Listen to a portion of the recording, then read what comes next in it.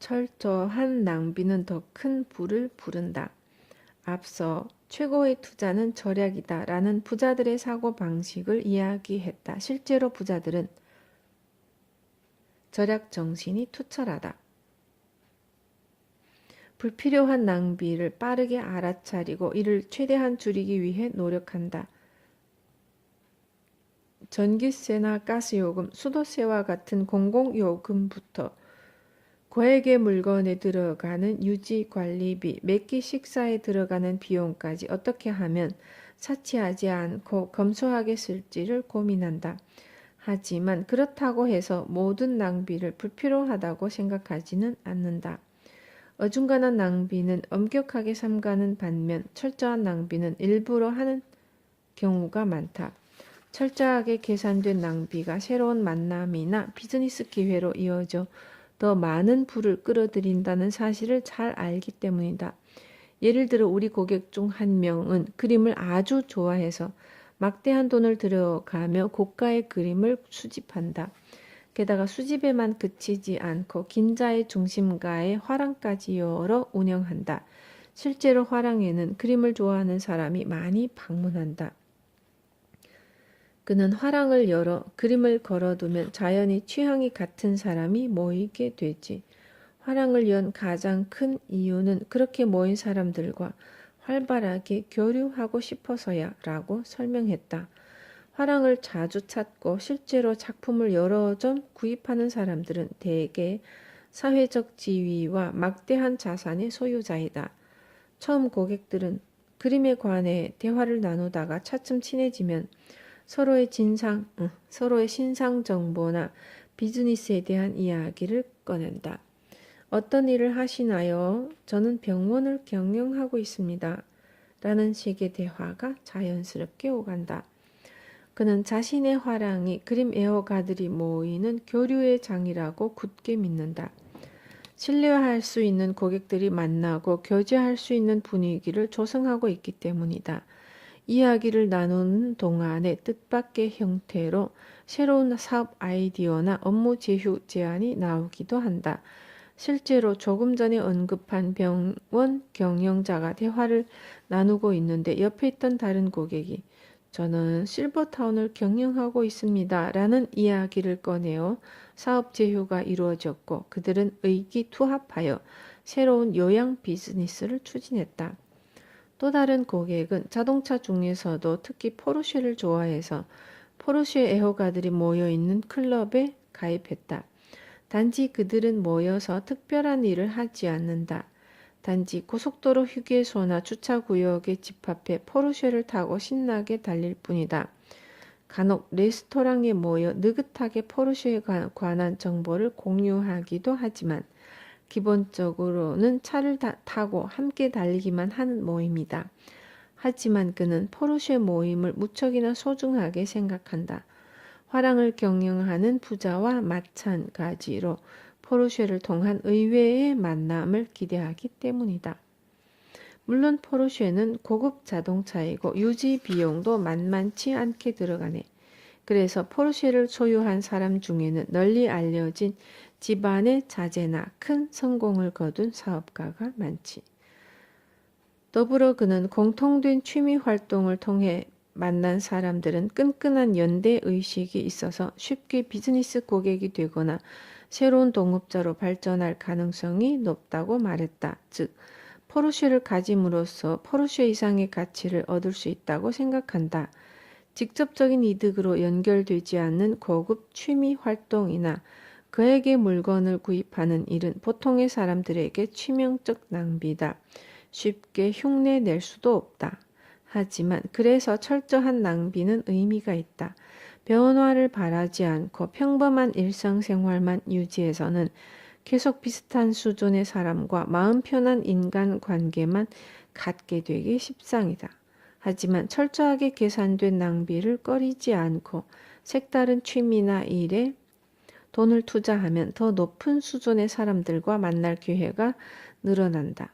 좀처럼 교류하기 어려운 사람이라도 공통된 취미라는 접점으로 만나면 신분이나 직업의 벽이 낮아지게 마련이다. 요컨대 돈을 사용하는 데에도 밀고 당기는 자세가 필요하다. 가게를 관리하면서 의료비나 교육비, 통신비와 같은 고정비를 줄이고 불필요한 낭비를 삼가는 습관은 매우 중요하다. 하지만 자신이 좋아하는 일에는 허리띠를 조금 풀고 때로는 철저하게 낭비하는 자세도 필요하다. 부자와 같은 소비 감각을 가진다면 평범한 우리도 분명 크게 변화하지 않을까?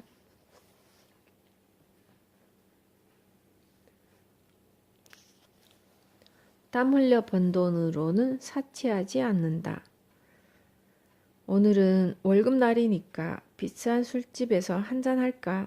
모처럼 만에 보너스가 들어왔는데 갖고 싶었던 명품 시계를 사볼까? 이처럼 보통 사람들은 평소에 열심히 절약하면서도 갑자기 통장에 돈이 들어오면 좀처럼 하지 않았던 사치를 부린다.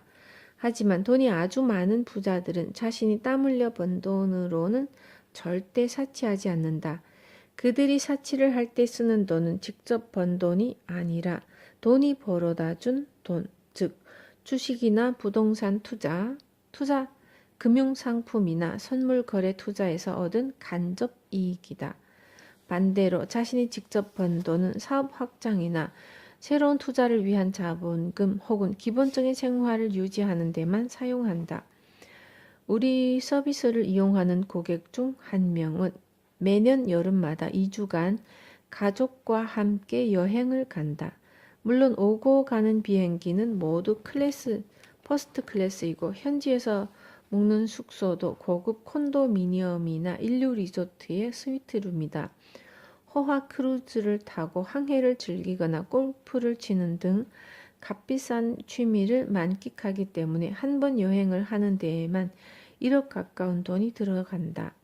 그에게 매년 호화 여행을 가시는데 거기에 드는 비용을 수입의 몇 %로 정해두고 계십니까? 라고 물어보았다. 그렇지 않네. 예전에 구입한 부동산에 임대를 놓아 연간 1억 정도의 이익이 나는데 그 돈으로 매년 여행을 다니네. 내가 직접 일해서 번 돈으로는 절대로 이런 사치를 부리지 못할 걸세. 즉, 이전에 투자한 부동산 경영이 궤도에 올라 이익을 낳았고 그 돈으로 호화 생활을 누린다는 말이었다. 다른 고객인 여성 부자는 보석을 아주 좋아한다. 그녀에게도 비슷한 질문을 했는데 보석을 살 때 들이는 돈은 모두 정기예금의 이자라고 밝혔다. 지금은 금리가 낮아 예금 이자가 얼마 안 되지만 그래도 맡긴 원금이 수십억에 이르기 때문에 이자만 해도 수천만 원이 나온다고 했다. 그녀는 역시나 내가 일해서 번 돈으로는 절대로 보석 같은 사치품을 사지 않아요. 그 돈을 축내지 않고 모아야 더 많은 이자를 받고 투자를 늘릴 수 있기 때문이죠. 라고 웃으며 말했다. 부자들은 자신이 땀 흘려 번 돈을 소중히 모아 개인 자산이나 사업 자금으로 빼놓고 꾸준하게 늘려나갔다. 부자의 곁에 있으면 종종 부자가 되는 비결이 무엇입니까? 라고 인터뷰하는 사람들을 보는데 공통적으로 그들은 돈을 쓰지 않는 것입니다. 라고 대답해 준다. 단순히 돈을 쓰지 않으면 돈이 불어나는 법, 이것만 제대로 실천해도 부자가 됩니다. 라는 의미다. 질문한 사람은 부자의 대답을 듣고 당황스럽다는 표정을 짓지만 부자는 분명 불을 끌어당기는 진리를 정확히 간파하여 말해준 것이다.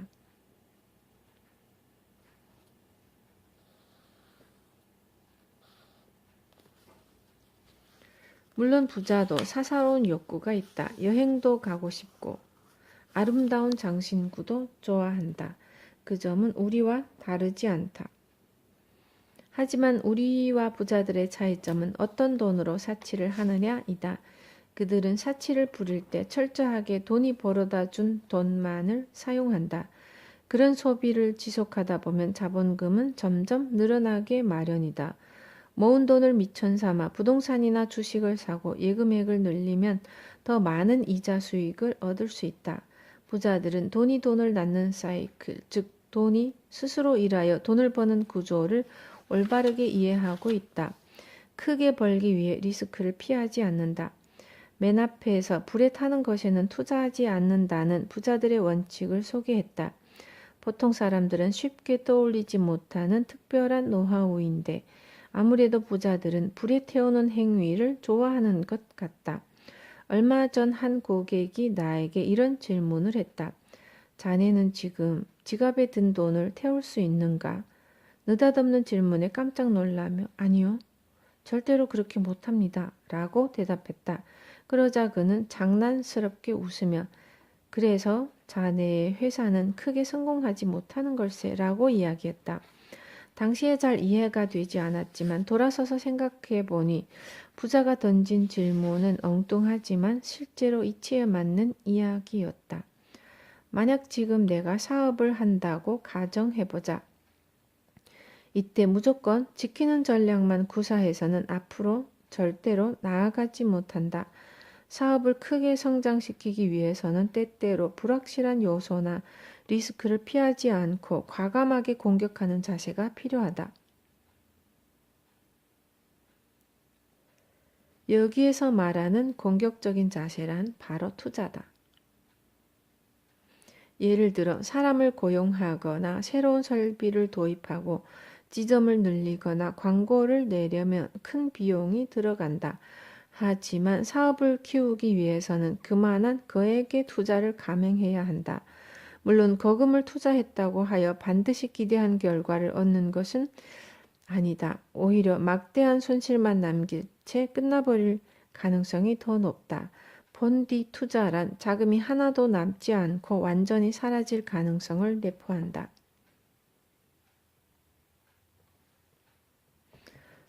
다시금 부자의 질문을 떠올려 본다.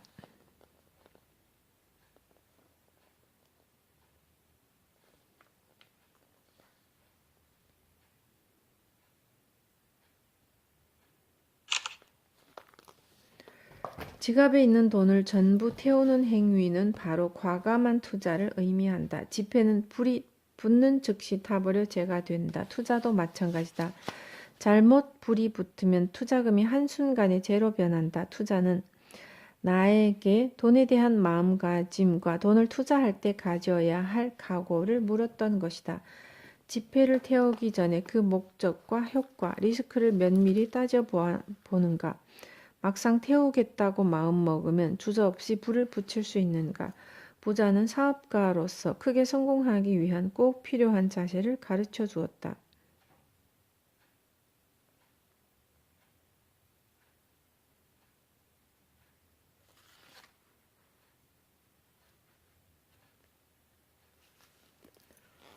또 다른 부자는 나름대로 성공을 거두어 한 번이라도 큰 돈을 만져보면 지키겠다는 마음이 드는 게 당연하지 라고 말했다.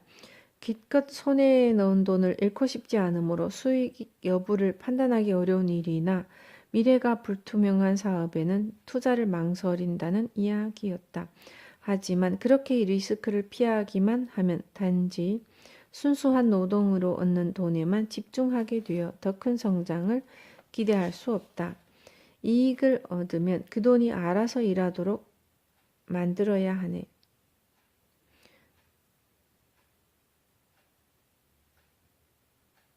새로운 사업에 도전하거나 직원 수를 늘려 더 크게 성장할 수 있는 일에 투자해야 하지. 그러지 않으면 큰 일을 도모하기가 힘들어. 나는 그동안 꽤 많은 사업가를 만났는데 큰 성공을 이룬 사람들은 공통적으로 이익을 과감하게 투자로 돌려 비즈니스를 확장시켰다. 물론 그 중에는 지나친 투자로 인해 파산에 이른 사람도 있었고 이처럼 과감하게 투자를 할 때에는 반드시 리스크를 제대로 이해하고 꼼꼼하게 준비해야만 사업가로서 크게 성장할 수 있다. 하지만 설령 파산했다 하더라도 지키기만 해서는 얻을 수 없는 귀중한 경험치를 쌓았고 그 경험을 다음 도약의 발판으로 삼을 수 있기 때문에 결코 의미 없는 실패라 보기는 어렵다. 넘어지더라도 그냥은 일어나지 않는다는 의식이 사업을 성공시킨 부자들의 공통된 마인드이다. 우리가 부자들만큼 그에게 투자를 하지는 못하지만 대담한 자세나 실패하더라도 좌절하지 않는 정신적 강인함은 본받을 수 있지 않을까? 자격증 취득이나 의학 공부 혹은 업계 모임에 참석해서 인맥을 넓히는 일과 같은 자기 투자에는 망설임 없이 돈을 쓰는 자세를 가져보길 바란다. 이익이나 성공으로 이어지는 일에는 지폐가 제로 변하는 상황을 두려워하지 말아야 진짜 부자가 될 수 있다. 번 돈의 10%는 기부한다. 부자들은 하나같이 기부에 인색하지 않다. 개발도상국 아이들에게 의약품이나 식량을 제공하는 단체, 부모 잃은 아이들의 생활을 지원하는 단체, 병원이나 요양시설, 교육기관 등 그들이 기부하는 곳은 다양하다. 하지만 신기하게도 금액은 모두 자신이 번 돈의 10% 정도였다. 굳이 10%로 기부금을 정해둔 이유가 있습니까? 라고 물어보았지만 돌아온 대답은 딱 떨어지는 숫자라서, 내가 무리하지 않고 낼 수 있는 돈이라서 라는 애매한 답뿐이었다. 아마 5%는 적은 것 같고 20%는 부담스러워 도출된 숫자이지 않을까 싶다. 사람들에게는 일단 손에 들어온 돈을 절대 내놓고 싶지 않아 하는 심리가 있다. 물론 내가 번 돈을 오직 나만 위해 쓰고 싶다고 생각해도 전혀 지탄받을 일이 아니다. 하지만 부자들은 기부가 마치 당연한 일인 듯 선뜻 돈을 내놓는다. 기부에 대해 명확한 소신을 가진 고객으로부터 이런 말을 들은 적이 있다. 사람에게는 아무리 노력해도 안 되는 일이 있고 운에 좌우되는 상황도 많지. 나는 솔직히 내가 지금 이 자리에 있는 게 다 운이 좋아서라고 생각해. 그리고 운은 돌고 돌기 때문에 독점해서도 안 된다고 생각하네. 그래서 운이 없는 사람들에게 내 운을 조금이라도 나눠주고 싶은 걸세. 기부는 그런 마음의 표현인 거야. 부자들은 종종 운이 좋았어 라든지 그때는 운 좋게 어려운 상황을 헤쳐나갔지만 지금은 분명 못할 거야 라는 말을 한다. 운이나 재수에 과하게 얽매이는 사람도 많다. 그리고 인생이나 성공은 운에 좌우된다고 생각하기 때문에 기부라는 형태로 운이 없는 사람을 돕고 싶어 한다. 부자들이 기부를 즐겨하는 이유는 또 있다. 기부를 하면 자신의 일에 의욕이 상승하는 동기부여의 효과를 얻을 수 있기 때문이다. IT 관련 회사를 여럿 운영하는 젊은 사장은 기부를 하면서 내 일에 보람을 느낍니다. 라고 이야기했다. 사업은 돈을 벌기 위해 하는 거예요. 많은 사장이 세상 사람들을 위해 사업을 한다며 그럴싸한 말을 늘어놓지만 결국에는 돈을 벌고 싶어서 혹은 자신을 위해 회사를 세우는 경우가 대부분이죠. 하지만 기부를 하면 내 돈이 다른 누군가에게 도움이 된다는 기분을 직접적으로 느낄 수 있어요. 일의 정당성을 부여받는 것이죠. 결국 나를 위해 기부를 하고 있습니다. 많은 부자가 기부를 함으로써 자신의 일에 보람을 느낀다고 했다. 그러한 긍지가 동기부여를 해 한층 의욕적으로 일에 전념할 수 있도록 만든다. 그러면 또 그만큼 수입이 늘어나는 선순환이 발생한다. 젊은 사장은 이런 기부의 긍정적 효과를 가슴 깊이 깨닫고 있었다. 열심히 돈을 버는 사람에게는 탐욕이나 욕심과 같은 부정적 이미지가 따르게 마련이다. 예를 들어 취미가 무엇입니까? 라는 질문에 돈 버는 일이요 라고 대답하면 인색하고 욕심 많게 느껴진다. 하지만 개발도상국 아이들을 위해 소아마비 백신을 제공하는 단체에 수입의 10%를 기부하고 있습니다. 제 취미는 열심히 벌어서 열심히 기부하는 일이죠. 라고 대답하면 상대방도 호감을 느끼고 돈 버는 일에 죄책감도 들지 않는다. 부자들 중에는 자신이 기부한 돈을 어디에 사용하는지 명확하게 알고 싶어 특정 시설에만 돈을 보내는 사람도 있다. 우리 고객 중 한 명은 매년 크리스마스가 되면 자신의 번 돈의 10%를 지인이 경영하는 아동 양육 시절에 기부해서 도쿄 디즈니랜드로 소풍을 보낸다. 그곳에서 쓴 돈을 제외한 나머지 돈으로 선물을 사기도 한다. 그래도 돈이 남으면 시설의 운영 자금으로 준다. 내가 정말 근사한 선물을 하셨군요 라고 말하자 그는 타이거 마스크가 되어보고 싶었네 라며 쑥스럽게 웃음을 지었다. 만화 속 타이거 마스크는 고아원에 기부를 하는데 그는 타이거 마스크를 동경해서 언젠가는 나도 그렇게 해보고 싶다는 생각이 들었네. 그리고 실제로 해봤더니 열심히 일해서 번 돈이 아주 숭고한 것이라고 느끼게 되었어 라고 말했다.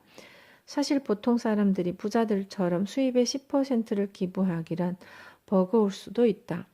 하지만 무리가 되지 않는 선에서 기부를 해보면 돈을 버는 일에 대한 의욕이 한층 상승할 것이다. 매달 정기적으로 일정 금액이 빠져나가도록 하는 모금 시스템도 있다. 국경 없는 의사회에서는 매달 3만 원으로 120명 아이들의 홍역 예방 접종을 도와주세요 라고 구체적인 금액을 제시해서 모금을 장려한다. 우리도 부자들처럼 기부를 통해 자신의 일에 보람을 느껴보는 건 어떨까? 원가를 계산해 물건의 진가를 따진다. 평소에 물건을 사거나 음식점을 이용하면서 원가를 신경 쓰는 사람이 몇이나 될까? 하지만 부자들은 돈을 쓸 때마다 상품이나 서비스의 원가를 철저하게 계산한다. 물건을 구입하는 수고까지 계산한 뒤 분명하게 납득하고 나서야 돈을 지불하는 것이 부자의 소비 스타일이다. 종종 있는 사람이 더 인색하다고 부자들을 향해 야유를 보내는 사람이 있지만 여기서 말하는 부자의 소비 패턴은 인색함이라 말하기 어렵다. 부자들은 공통적으로 가격을 꼼꼼하게 따지는 소비의식이 철저하고 돈을 지불하기 전에 오랜 시간 생각하는 습관이 있다. 우리 집사 서비스를 이용하는 고객들도 모두 원가에 대해 관심이 높다. 서비스 견적서를 보고 잠시 생각을 한 다음 당신은 이만한 비용을 받아 고용한 집사들에게 얼마의 급여를 주나요? 라고 물어보는 사람이 많다. 그러면 나는 죄송하지만 그 부분은 말씀드리기 어렵습니다. 라고 대답하는데 고객은 대략 비용의 몇 %가 되겠군 하고 구체적인 숫자를 말한다. 그런데 놀라운 건 그 숫자가 거의 정확하다는 점이다. 비용을 보고 원가와 회사의 이익, 기타 영업 경비, 고용보호 및 노무 관련 비용을 머릿속으로 계산하는 것이다. 그런 다음 우리 서비스를 이용하는 게 비용 면에서 이득이라는 판단을 내린 그들은 비로소 가격 협상을 시도한다. 부자들은 직접 사업을 운영하고 인재를 고용하기 때문에 인건비 외에 들어가는 다양한 부대 비용도 아주 잘 알고 있다. 또한 가격을 납득한 후에야 지갑을 열기 때문에 다소 물어보기 거북한 사항이라도 단도직입적으로 질문을 한다. 나는 1억 5천만 원의 가치라고 생각하는데 실제로는 1억 9,800만 원에 팔리고 있네. 왜 4,800만 원의 차이가 발생했을까? 자네가 생각하기에 어떻게 하면 이 차액을 메울 수 있겠는가? 하는 식으로 가격의 이면에 숨어있는 사정까지 신경을 쓴다. 더불어 이 제품의 원가는 1,000만 원 정도일 텐데 왜 1억 9,800만 원에 팔리고 있는 걸까? 내가 하는 사업에 어떻게 도입할 수 있을까? 라는 생각도 한다. 원가를 안다는 건 가격의 이면에 숨어있는 사정을 안다는 뜻이다. 부자들이 고가의 빈티지와 와인을 선호하는 이유도 평범한 와인과 비교해 원가율이 높기 때문이다. 즉 판매한 가게는 수익이 적다. 반대로 보통 사람들을 대상으로 한 상품의 원가율은 부자를 대상으로 한 상품에 비해 낮은 편이다. 유명한 빈티지 와인일수록 거래 시가가 널리 알려져 있고 이익을 중시한 가격으로 메뉴에 올리면 부자들이 바로 꿰뚫어 보기 때문이다. 자칫 가게의 신용에 흠이 될 수 있으므로 극단적인 마진을 붙이지 못한다. 부유층 타깃의 상품은 가격이 원래 높기도 하지만 부자는 속일 수 없다는 생각 때문에 다소 정직한 가격을 붙일 수밖에 없다.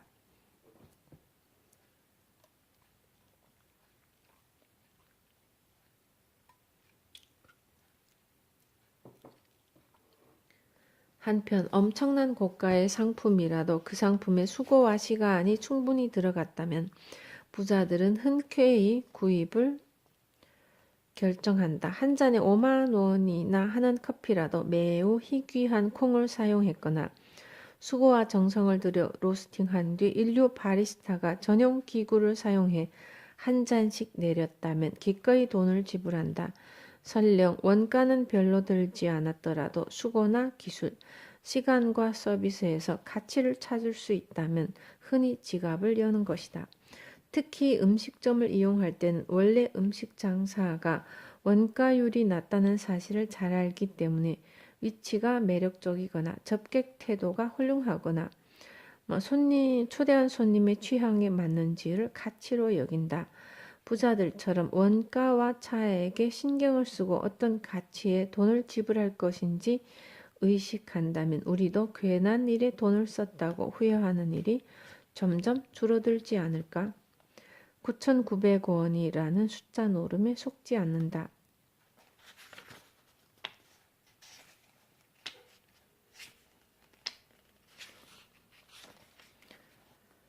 돈을 사용하는 방법이나 가치를 냉정하게 따지는 부자들은 판매자들이 가격을 설정할 때 자주 하는 이른바 숫자 노름에 절대로 속지 않는다.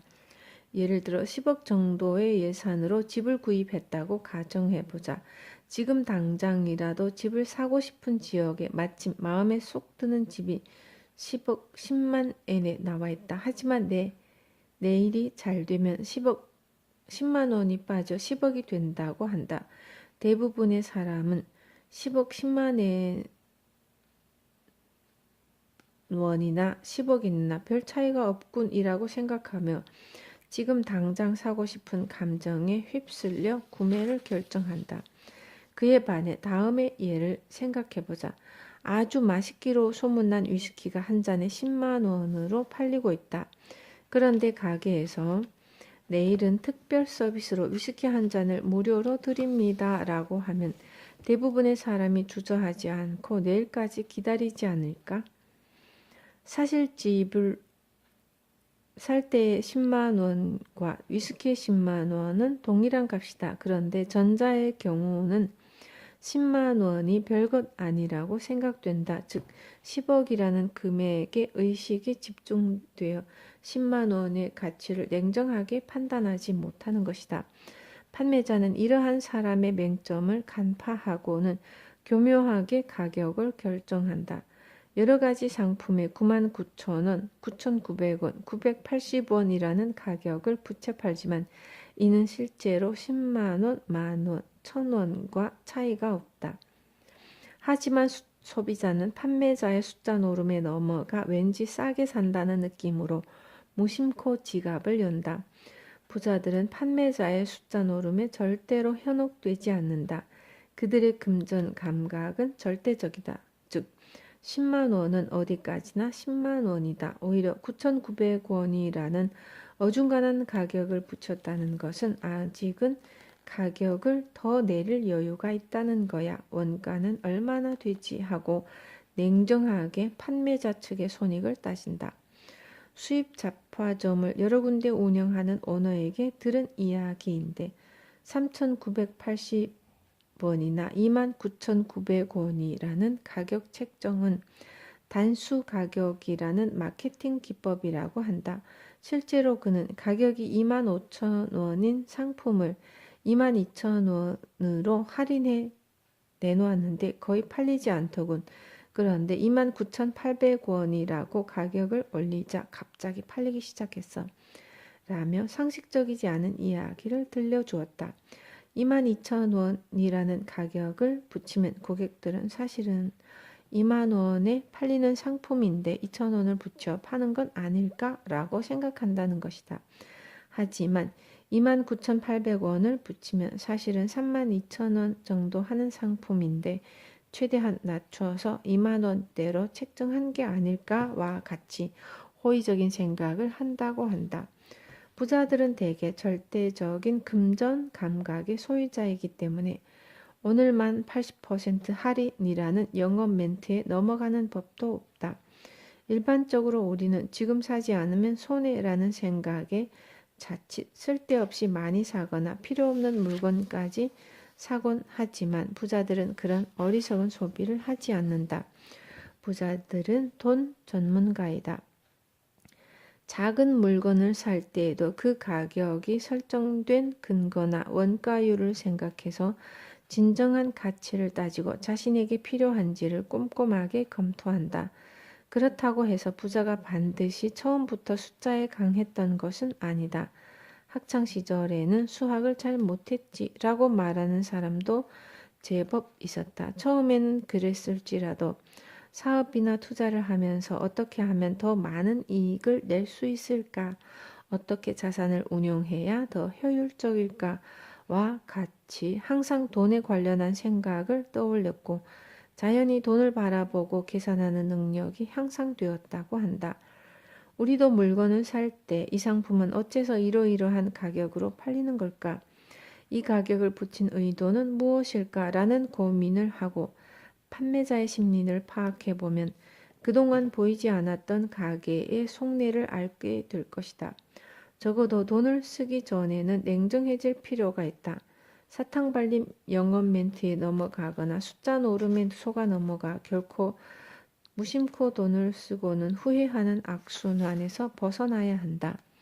그러면 돈을 사용하는 방법이 크게 변하고 불필요한 소비도 점점 줄어들 것이다. 벌기보다 쓰기가 더 어렵다는 사실을 안다. 부자들은 종종 돈을 벌기보다 쓰기가 더 어려운 법이야 라는 말을 한다. 그 말을 들은 보통 사람들은 자산이 너무 많아 다 쓸 수 없기 때문이 아닐까라고 생각하지만 여기서 돈 쓰기가 어렵다는 말은 낭비를 하기는 쉽지만 돈을 의미 있게 쓰기는 아주 어렵다라는 뜻이다. 이 말인즉슨 부자들은 돈을 의미 있게 써왔기 때문에 그토록 많은 돈을 모았다는 뜻이기도 하다. 앞서 소개했듯이 부자들은 한 잔에 1,000만 원이나 하는 고가의 와인을 흔쾌히 구입한다. 이때 무엇이든 고급이 좋다며 혼자 그 와인을 마시면 낭비가 된다. 하지만 부자는 한 잔에 1,000만 원 하는 와인을 중요한 파티에 내놓음으로써 손님들에게 강렬한 인상을 남기고 인맥을 쌓는다. 이로 인해 사업을 크게 발전시키거나 더 많은 상류층 사람들과 만남을 가진다. 그렇게 따져보면 한 잔에 1,000만 원 하는 와인은 결코 낭비가 아니다. 바로 이것이 부자가 돈을 의미 있게 사용하는 방법이다. 물론 고가의 물건을 살 때에만 돈의 의미와 가치를 따지지는 않는다. 고작 몇천 원짜리 물건을 살 때도 아주 깊이 생각한 후 지갑을 연다. 즉 부자들은 별 생각 없이 샀어라는 말을 하지 않고 후회하는 쇼핑이나 목적 없는 구매도 하지 않는다. 우리 고객 중 한 명인 외국인 부자는 일본을 방문할 때마다 꼭 일용 잡화 체인점에 들러 명함 지갑을 여러 개 구입한다. 그 명함 지갑은 표면이 재래식 일본 종이로 되어 있어 일본만의 정서가 물씬 느껴지는데 사실 일본인에게는 무척 평범한 상품에 지나지 않고 가격도 8,000원 정도로 저렴하다. 하지만 그는 명함 지갑을 만들어 마음에 들어 해서 자신도 쓰고 작은 선물로도 활용한다. 명함 지갑은 비즈니스 상황에서 반드시 꺼내는 물건이기 때문에 상대방의 눈에 띌 기회가 많다. 외국에서 일본 분위기가 풍기는 명함 지갑을 꺼내면 그게 뭡니까? 라는 질문을 많이 받는다고 한다. 그때 자신은 일본을 좋아해서 자주 간다거나 이 명함 지갑을 일본에서 직접 구입했는데 아주 마음에 든다는 이야기를 하면 분위기가 좋아진다고 했다. 그러고는 여분이 있는데 괜찮으시면 하나 드릴까요? 하고 아직 사용하지 않은 새 명함 지갑을 그 자리에서 선물한다. 사실 부자들이 친하게 지내는 상류층 사람에게는 수십만 원짜리 명함 지갑도 특별한 물건이 아니다. 하지만 불과 몇천 원짜리 명함 지갑도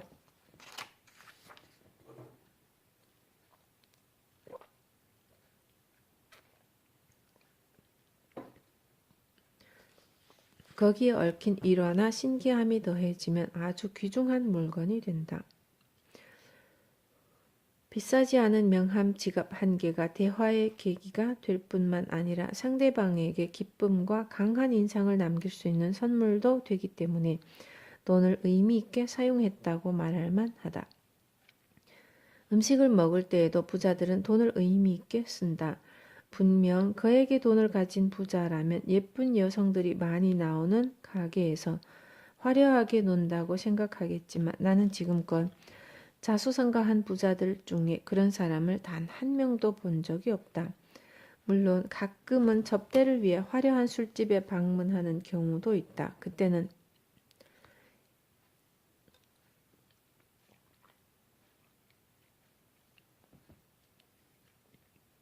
일행과 비즈니스에 관한 이야기를 나누거나 서로 관계를 돈독히 한다는 의미를 부여한다. 돈을 의미 있게 사용한다는 점에서 부자들의 식기 선택도 눈여겨보아야 한다.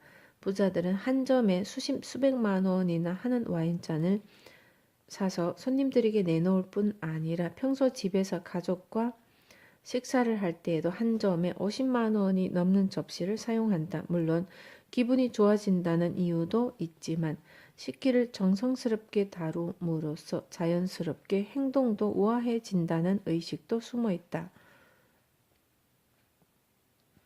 움직임이 품이 있어지면 마음도 덩달아 차분해지게 마련이다.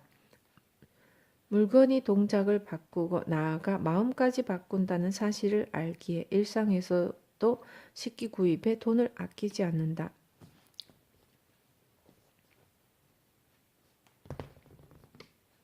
그런 부자들의 생각은 자동차를 살 때에도 이어진다.